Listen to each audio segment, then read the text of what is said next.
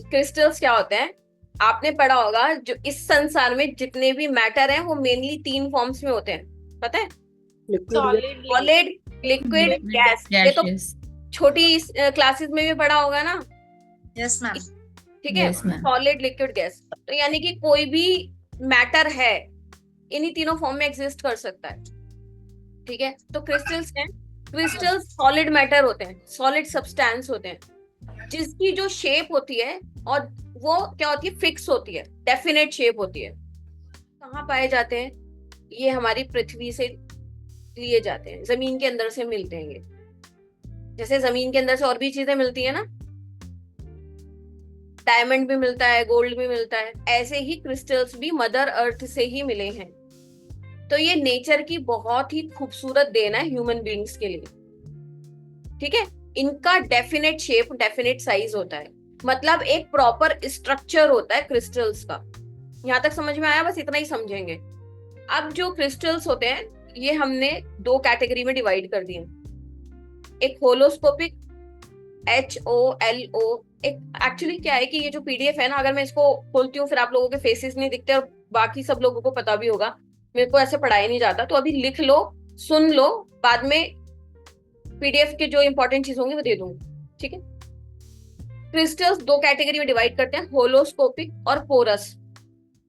होलोस्कोपिक HOLOSCOPIC, होलोस्कोपिक।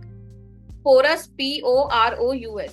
होलोस्कोपिक crystals में वो crystals आते हैं जिनका कोई स्पेसिफिक शेप साइज नहीं होता, कोई भी स्पेसिफिक शेप या साइज नहीं होता।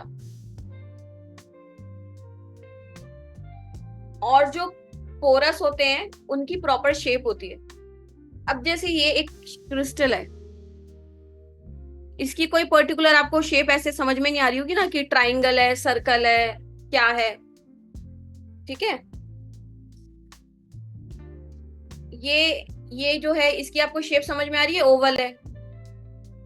तो ऐसे हमने दो कैटेगरी में डिवाइड कर दिया, होलोस्कोपिक जिनकी कोई एज सच फिक्स शेप नहीं है, पोरस मतलब जिनकी प्रॉपर शेप है। होलोस्कोपिक क्रिस्टल्स जो हम यूज करेंगे वो कुछ भी मैनिफेस्टेशन के लिए यूज करेंगे। मैनिफेस्ट मतलब प्राप्त करने के लिए।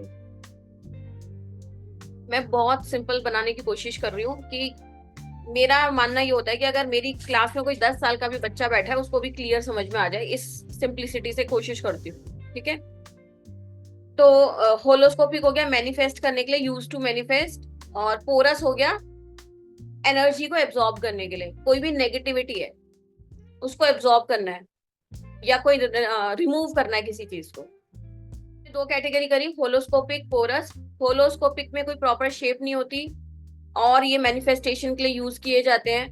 पोरस जो होते हैं प्रॉपर शेप के होते हैं और ये किसी भी एनर्जी को रिमूव करने के लिए या एब्जॉर्ब करने के लिए यूज करे जाते हैं। ठीक है, अब बात आती है एग्जाम्पल दे दो।